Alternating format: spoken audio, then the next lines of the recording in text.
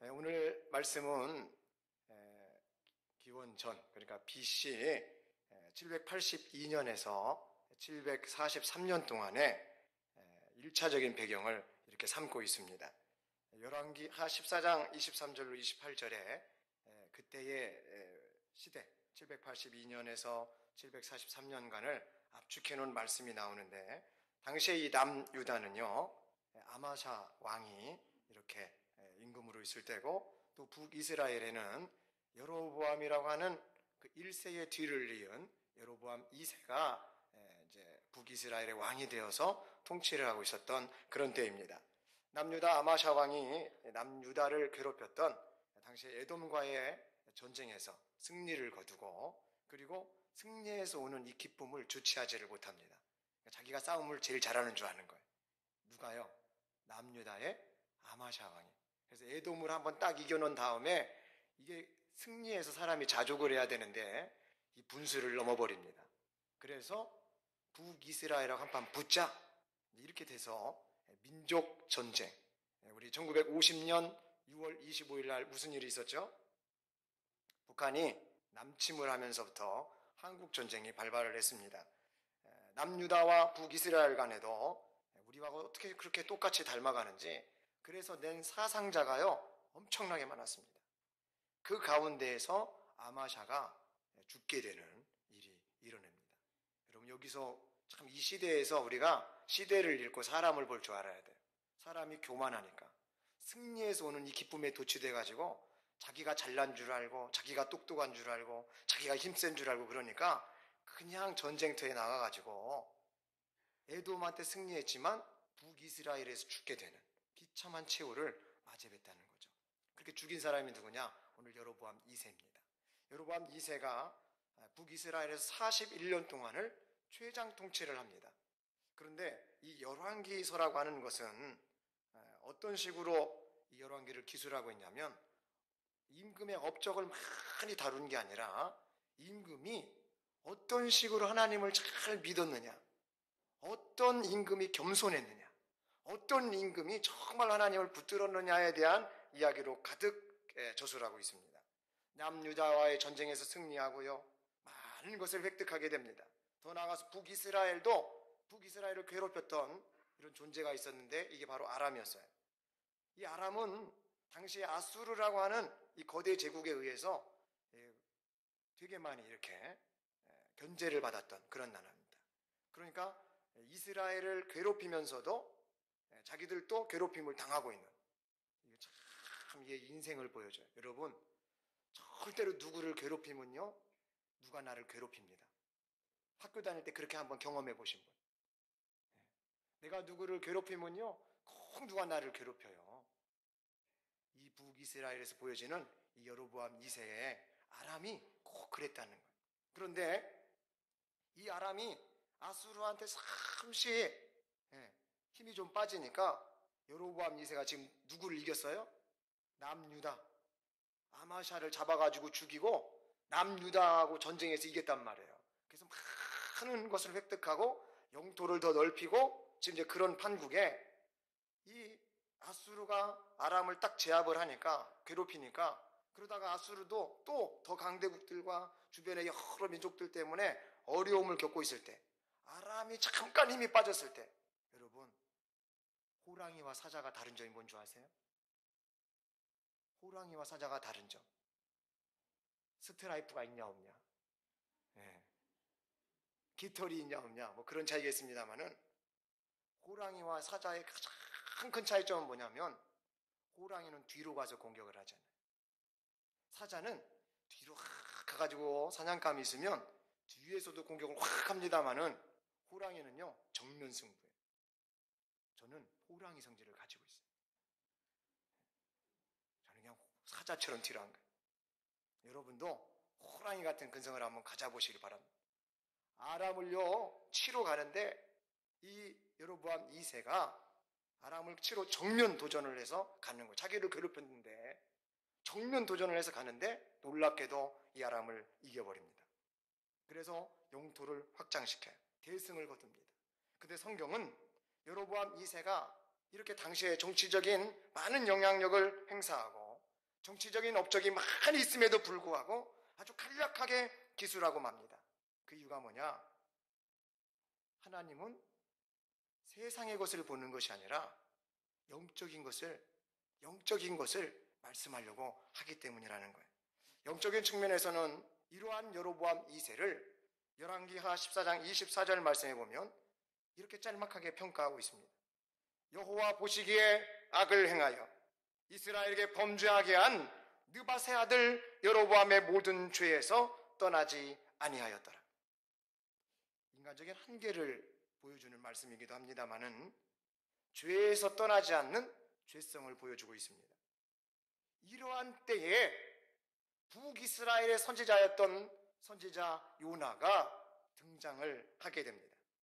선지자 요나는요, 여로보암 2세 때에 다음과 같은 말씀을, 하나님의 말씀을 대변해서 전합니다. 열왕기하 14장 25절로 27절 말씀입니다.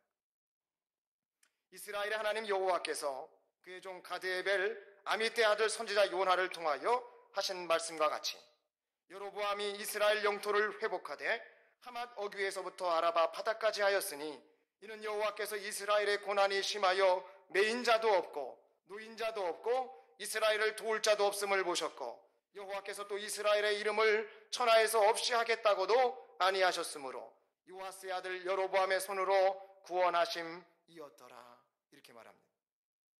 오늘 이 말씀은 몇 가지로 제가 풀어서 말씀을 드릴 수 있습니다. 첫째는 이 국가라고 하는 것은, 나라라고 하는 것은, 이 국가와 나라의 흥망성쇠는 오직 하나님의 손에 붙들려 있다라고 하는 메시지입니다. 더 나아가서 하나님은 고난이 심한 것을 보고 있다는 것입니다.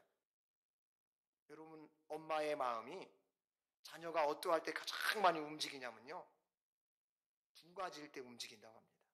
첫째는 자녀가 너무 마음이 아파요. 그러니까 다른 데 신경 쓸 여지가 없어서 그 자녀에게 마음을 이렇게 씁니다. 두 번째는 자녀가 돈을 많이 갖다 줄 때, 그때 마음이 쓰인다고 합니다. 받아보신 분은 이제 웃으시는 거예요. 돈을 많이 안 갖다 준 따님들은, 아드님들은 부모님한테 많이 좀 갖다 주시길 바랍니다. 할렐루야. 기분 나빠요? 부모님한테 돈 좀 드린다는데 기분 안 좋아요? 그리고 이 말씀은 모일 만한 사람, 회복할 만한 사람, 이스라엘을 도울 만한 사람이 없는 것을 하나님이 보시고 그나마 마음에 들진 않지만은 여로보암 2세를 이스라엘을 위한 구원의 도구로 쓰시겠다라고 하는 이런 말씀입니다. 이 말씀이 우리에게 주시는 메시지가 그러면 있겠죠? 하나님이 우리 인생의 생사화복, 흥망성쇠를 주장하고 계신다는 것입니다. 우리 고난이 심할 때, 그 고난이 심한 것을 보시고 우리 인생에 도울 사람이 없을 때 그러한 모든 사람과의 관계와 사정을 다 아셔서 구원의 도구로 누군가를 들어서 나의 인생, 우리의 인생을 복되게 하신다라는 말씀입니다. 이러한 은혜가 이 시간 마천 세계로 교회에 나오신 모든 성도님들에게 가득 임하시기를 주의 이름으로 축복합니다. 이렇게 북이스라엘 여로보암 2세에 하나님의 말씀을 선포했던 요나가 오늘 저와 여러분이 같이 읽었고 나눴던 이 요나서의 말씀, 요나서의 등장을 다시 하고 있습니다. 이때가 언제냐면 BC 750년경입니다. 여로보암 2세가 BC 782년에서 743년 동안 재위 기간을 가졌습니다. 그러니까 750년이라고 하면 이 요나서가 언제 쓰여졌냐면 여로보암 2세의 재위 기간 안에 지금 이 여로보암에 대한 이야기를 더불어서 요나서가 쓰여지고 있는 것입니다. 그런데 북이스라엘이 언제 망하느냐? BC 721년에 아수르에 의해서 완전히 다 망해버립니다. 그러니까 요나서가 기록된 시점은 이 북이스라엘이 망하기 29년 전에 지금 쓰여지고 있는데 놀랍게도요, 저는 이것이 너무너무 아이러니컬합니다. 왜 그러냐면, 왜 아이러니하냐고 제가 말씀드리냐면 선지자 요나를 통해서 북이스라엘에게 지금 하나님께서 말씀을 선포하셨잖아요. 그런데 지금 멸망하기 29년 전에 이 요나를 어디로 보내냐면 북이스라엘을 완전히 무너뜨릴 아수르의 수도 니느웨에 그 니느웨 사람들을 구원하시려고 하나님이요 요나를 북이스라엘에서 떠가지고 지금 니느웨에 이렇게 말씀을 선포하려고 하신다라고 하는 것입니다. 아이러니하지 않으세요? 일본이 우리나라를 침략하겠다는데 29년 전부터 그렇게 노력을 하고 있는데 선지자가 가가지고 일본에 가가지고요 회개하라고 하고요 일본에 가가지고 하나님의 뜻을 전하고요 그리고 일본 사람들이 한국으로 와서 침탈해가지고 한국을 다 먹는데 좋아할 선지자가 여러분 어디 있겠습니까? 그래서 이렇게 배경은 지금 이 요나서를 여러분들이 다루고 요나서를 지금 깊이 봐야 될 배경은 지금 현재 이러한 지금 환경이라고 하는 것입니다. 근데 오늘 설교 본문의 제목이 제가 정한 건 아닌데 누가 정해줬어요. 내가 어찌 아끼지 아니하겠느냐. 저는 여러분하고 무엇을 나눌 거냐면 그럼 하나님은 무엇을 아끼려고 하였는가? 정말 하나님이 아끼시는 것은 무엇인가? 이것을 한번 오늘 이 시간 나눠보면서 우리 권사님 기도해 주셨던 것처럼 정말 이 말씀을 받고 이 말씀을 실천하고 이 말씀대로 한번 살아갈 수 있는 그런 하나님이 기뻐하실 만한 그런 우리가 되었으면 하는 마음으로 우리 말씀을 같이 상고해 보고자 합니다. 하나님은 무엇을 아끼려고 하셨는가? 첫째, 하나님은요 나라를 아끼시려고 했습니다. 나라. 하나님이 이스라엘이라는 이 나라를요 얼마나 아끼셨는지 모릅니다. 에스겔 선지자를 통해서 에스겔 20장 17절로 18절은 이렇게 얘기합니다. 그러나 내가 그들을 아껴서 광야에서 멸하여 아주 없이 하지 아니하였노라. 내가 광야에서 그들의 자손에게 이르기를 너희 조상들의 율례를 따르지 말며 그 규례를 지키지 말며 그 우상들로 말미암아 스스로 더럽히지 말라. 여러분, 광야가 어떤 곳입니까? 처절한 곳입니다. 아무것도 없는 것입니다. 이 길인지 저 길인지 헤매이는 그곳이 바로 광야입니다. 그러나 하나님은 그 이스라엘 백성들을 광야로 인도하실 때에도 너무너무 아꼈다라고 하는 것입니다. 여러분 지금 갈 바 모르세요? 여러분 지금 심정이 복잡하세요? 누가 아파가지고 마음에 근심이 가득합니까? 내 비전이 내 앞날이 보이지를 않습니까? 내 자녀를 어떻게 길러야 될지 정말로 답이 나오지 않습니까? 내 남편 때문에 죽을 심정입니까? 이러할 때 이스라엘 백성들이 이러할 때 그럼에도 불구하고 하나님은 그들을 아끼셨다라고 말합니다. 그런데 왕하 14절 24절의 말씀은 하나님이 이스라엘에게서 떠나는 암시를 줍니다. 여호와 보시기에 악을 행하여 이스라엘에 범죄하게 한 느바세 아들 여로보암의 모든 죄에서 떠나지 아니하였더라. 하나님은요 이스라엘을 아꼈습니다. 그런데 적반하장도 유분수지. 하나님은 아끼셨는데 이스라엘은 하나님의 율례를 따르지 않습니다. 하나님의 규례를 따르지 않고 지키지 않습니다. 우상들로 말미암아 스스로를 더럽혀버립니다. 하나님 보시기에 악을 행하고 하나님 보시기에 조상들의 유전과 죄를 따라가 버립니다. 여러분 꼭 관리가 좋은 게 아니에요. 꼭 선례가 좋은 것은 아닙니다. 그것을 통해서 그것이 나쁜 거라면 과감하게 끊어내버려야 되는 것입니다.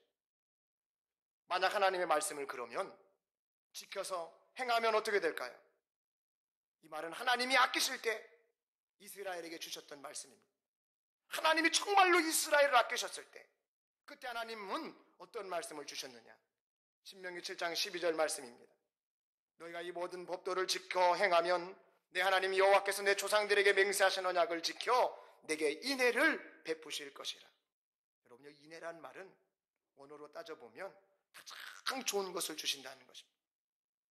가장 좋은 것, 신약시대의 주님은 성령을 주셨다고 말합니다.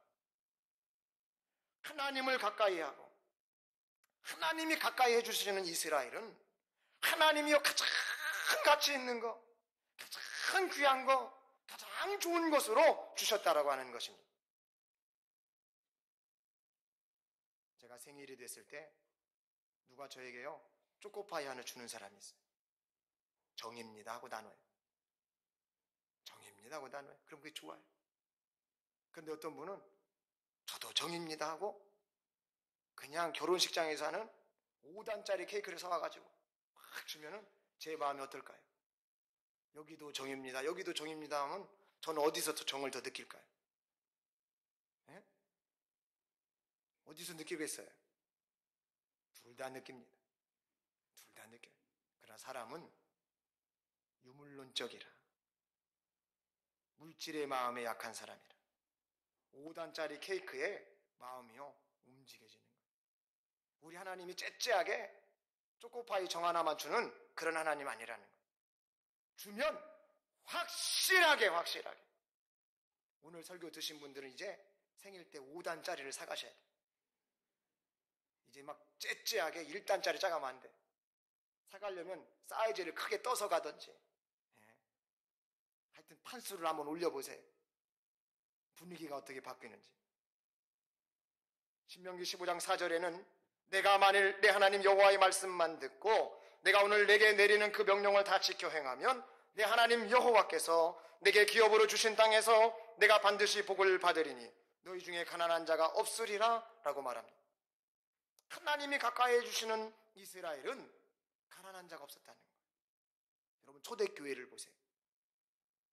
이 부자 넉넉한 분들이요 다 나눴습니다.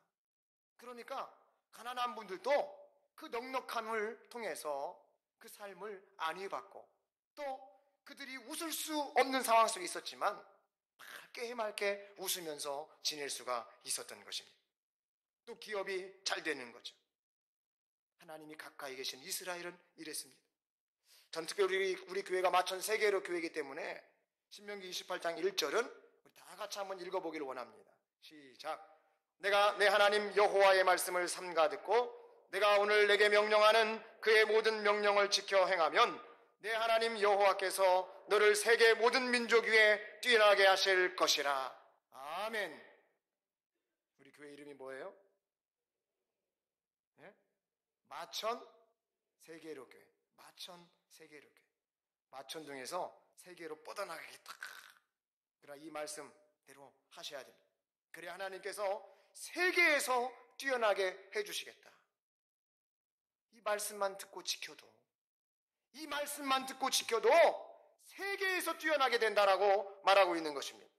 TV에 나온다고 내가 무슨 박사의 박사가 된다고 그렇게 높아지는 것이 아닙니다. 하나님은 하나님 말씀 안에 거하고 그 말씀을 삼가 듣는 자, 그 명령을 지켜서 살려고 하는 그 사람을 세계 모든 민족 위에 뛰어나게 하신다 이렇게 말씀하고 계시는 것입니다. 그런데 북이스라엘은 아수르에게 721년 나라가 멸망하기 전까지 하나님 보시기에 악을 행하는 것입니다. 범죄하는 것입니다. 모든 죄에서 떠나지 않았던 겁니다.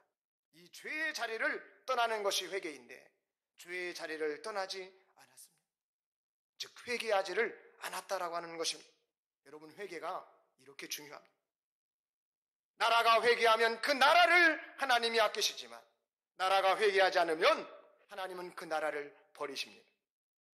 마태복음 18장 22절에는 예수님이 내게 이르노니 7번뿐 아니라 70번씩 7번까지도 용서하라 라고 말합니다. 우리 하나님이 그런 마음이라는 거예요. 하루에 70번씩 7번을 죄를 짓고 와서 용서한다라고 용서를 구하면 잘못했다라고 말하면 용서해 주라. 베드로야 너 그것이 나의 마음이다 하고 주님이 이렇게 말하고 있는 것입니다. 그런데 이스라엘은요 끝까지 하나님 앞에 죄를 짓고야만 합니다. 아끼셨던 이스라엘이 죄를 지었을 때 하나님은 그 마음을 아수르, 니느웨의 수도 그 마음을 쏟아버리게 됩니다. 당시 아수르의 모습도 요나서 1장 2절에는 이렇게 나오고 있습니다. 너는 일어나 저 큰 성읍 니느웨로 가서 그것을 향하여 외치라. 그 악독이 내 앞에 상달되었음이니라 하시니라. 여러분 이스라엘만 악독이 아니라 지금 니느웨도 이 악독이 상달이 돼버린 거예요. 하나님 앞에 똑같이 죄를 짓는 나라가 되어진 것입니다.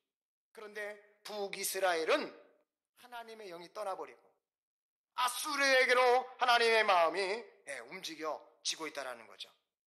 요나서 3장 4절로 10절에 요나가 가서 무엇을 했는가가 나옵니다. 우리 한 절씩 교독해 보겠습니다. 요나서 3장 4절로 10절입니다. 요나가 그 성읍에 들어가서 하루 동안 다니며 외쳐 이르되 40일이 지나면 니느웨가 무너지리라 하였더니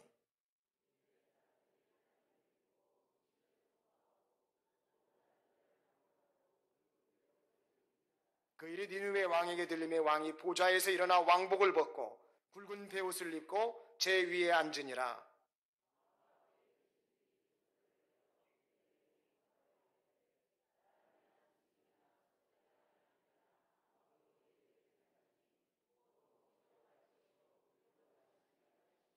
사람이든지 짐승이든지 다 굵은 베옷을 입을 것이요 힘써 하나님께 부르짖을 것이며 각기 악한 일과 손으로 행한 강포에서 떠날 것이라.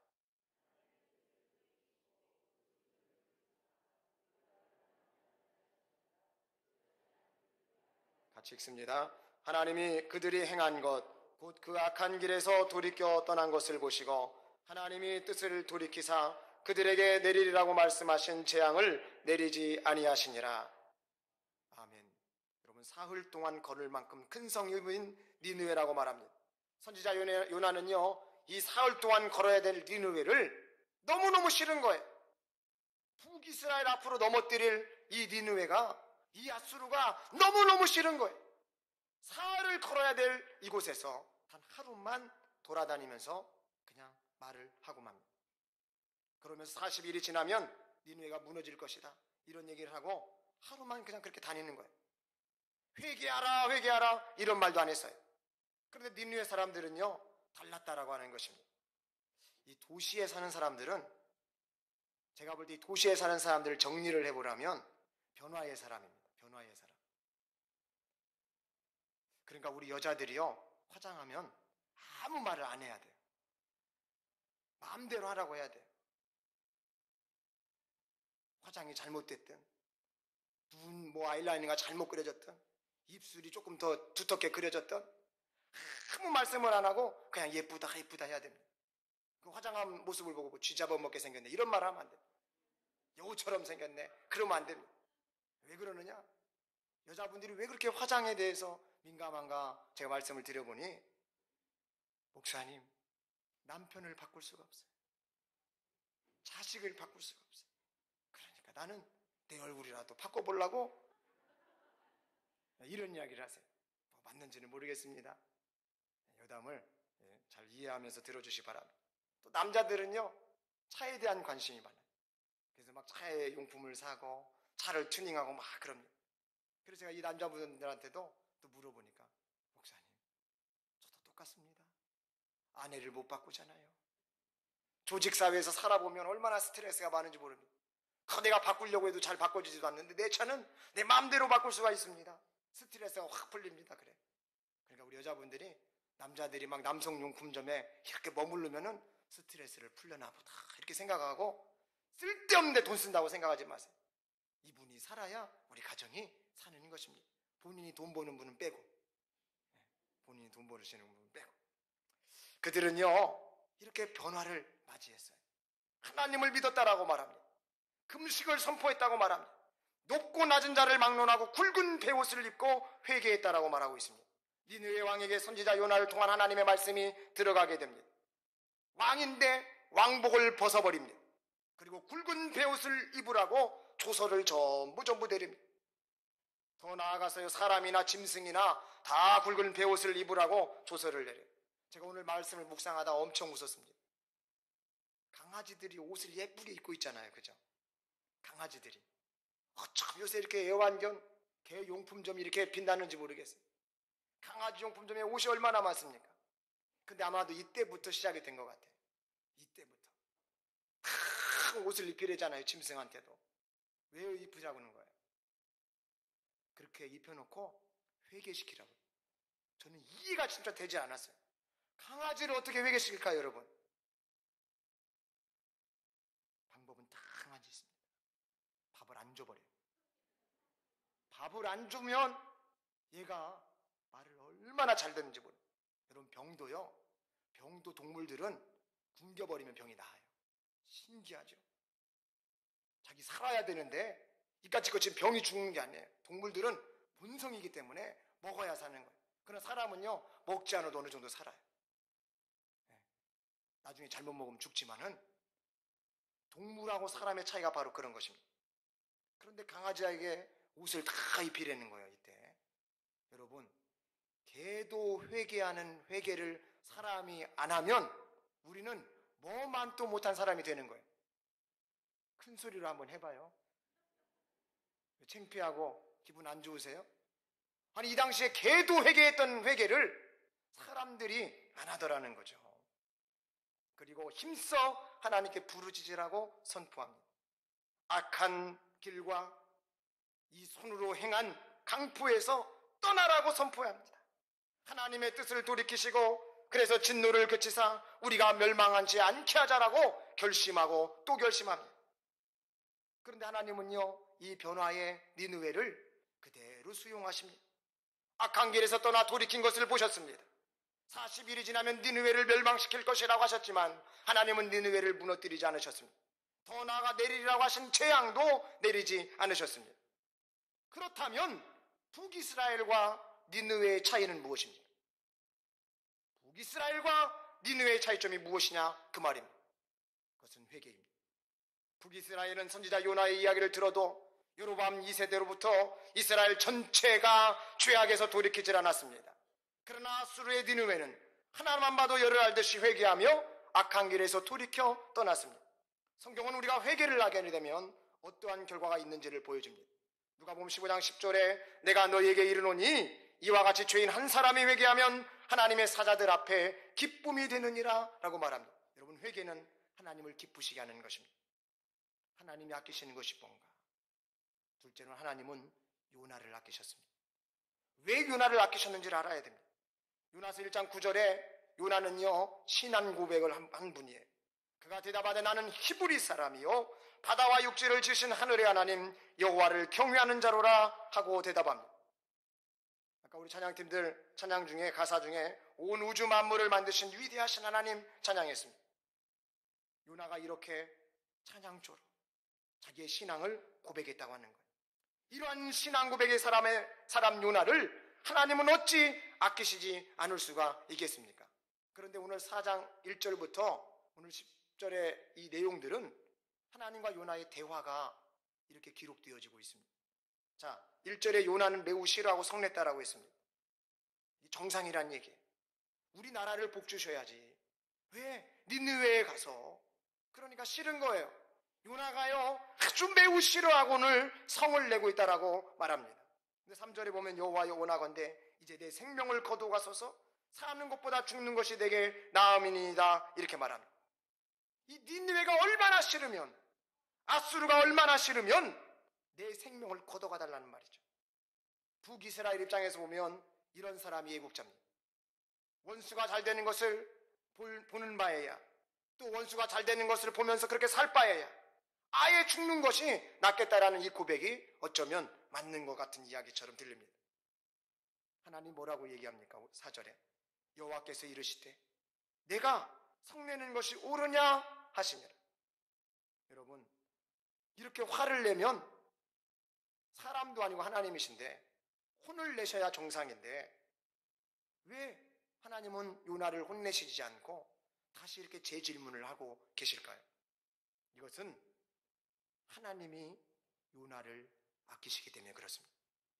그러나 이 말을 들은 요나는요, 마치 자기 마음을 몰라주는 하나님으로 생각을 하고요, 상처를 받게 됩니다. 그래서 자신의 살 길을 찾아서 자기를 위하여 초막을 짓고 오늘 본문 말씀처럼 니느웨 이 성읍에 무슨 일이 일어나는가를 보려고 그 초막의 그늘에 앉아서 가만히 있게 됩니다. 이러한 요나를 향해 하나님은요 정말 섬세한 작업을 하시죠. 6절 말씀에 보면 하나님 여호와께서 박넝쿨을 예비하사 요나를 가리게 하셨으니 이는 그의 머리를 위하여 그늘에 지게 하시며 그의 괴로움을 면하게 하려 하심이었더라.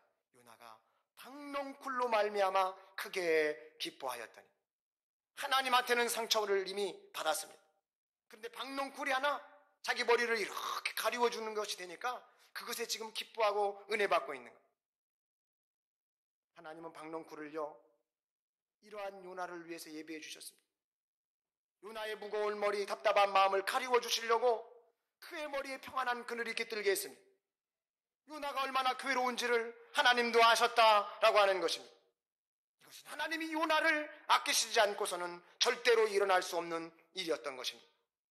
우리도 하나님처럼요, 서로 눈에 넣어도 아깝지 않은 그러한 분들로서 지내실 수 있기를 바랍니다.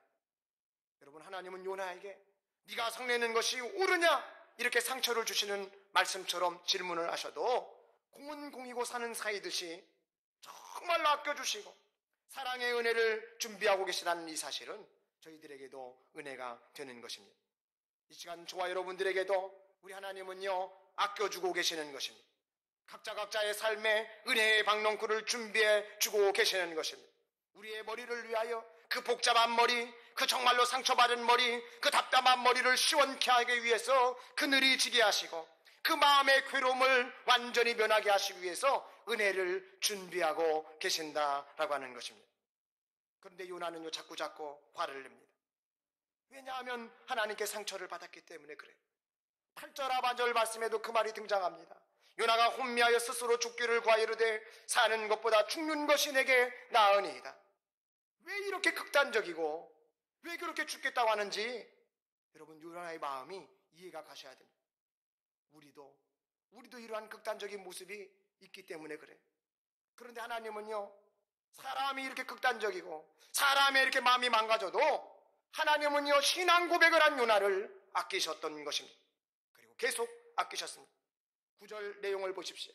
하나님이 요나에게 이르시되 내가 이 박넝쿨로 말미암아 성내는 것이 어찌 옳으냐. 이때 요나가 한결같은 대답을 내놔요. 그가 대답하되 내가 성내어 죽기까지 할지라도 옳으니이다 하니라. 여러분, 하나님과 교통을 하고 있는 요나가 느껴지지 않으세요? 화를 내고 짜증을 내고 불평을 하고 있지만 하나님의 소리를 지금 듣고 있는 요나가 느껴지지 않으십니까? 이 요나는요, 참 몹쓸 사람이에요. 무슨 말만 하면 죽겠대, 그냥. 예? 무슨 말만 하면 죽겠다는데 이 사람하고 어떻게 대화가 됩니까? 그런데 이런 사람을 하나님이 매우 아끼시더라라고 하는 거예요. 하나님이 요나를 얼마나 아끼시는지 모릅니다. 왜요? 비록 이는 죽겠다라고 말하고 힘들다라고 외치고 짜증내고 화를 내지만 요나는 하나님이 기뻐하실 만한 신앙 고백의 사람이었다라고 하는 것입니다. 우리 예수님이 요한복음 13장 1절에 유월절 전에 예수께서 자기가 세상을 떠나 아버지께로 돌아가실 때가 이른 줄 아시고 세상에 있는 자기 사람들을 사랑하시되 끝까지 사랑하셨다라고 말하고 있습니다. 여러분, 우리 주변에 누군가가 화를 내고 누군가가 짜증을 내고 누군가가 죽겠다고 아우성치고 있는 사람들이 있습니까? 우리가 그들을 향해서 어찌 예수 믿는 사람들이 그렇게 그런 말을 할 수 있느냐고 이렇게 여러분들이 혹시나 말하지는 않았습니까? 우리 하나님처럼 인생이라 짜증내는 거, 인생이라 화내는 거예요. 인생이라 어려움을 토로하고 인생이라 미칠 지경을 얘기하는 것입니다. 그럴 때 인간적으로 우리 하나님의 마음을 담아서 받아주실 수 있기를 바랍니다. 어떤 마음으로요? 사랑으로요. 긍휼로 품고서요. 우리 예수님처럼 끝까지 섬세하게 배려하면서 아끼실 수 있기를 주의 이름으로 축복합니다. 하나님은 영혼을 아끼셨다 이렇게 말합니다. 오늘 마지막 절에 보면 오늘 이 영혼의 숫자까지 나옵니다. 이 니느웨에 몇 명이 있었느냐? 12만여 명이 있었다라고 얘기하고 있습니다. 12만여 명. 여러분, 하나님의 마음이, 하나님의 말씀이 그 안에 들어갔을 때 마음의 변화가 일고 그 하나님 말씀대로 살려고 했던 그 사람들 몰라서 그렇지, 그 사람들이 지금 12만 명이라고 하는 것입니다.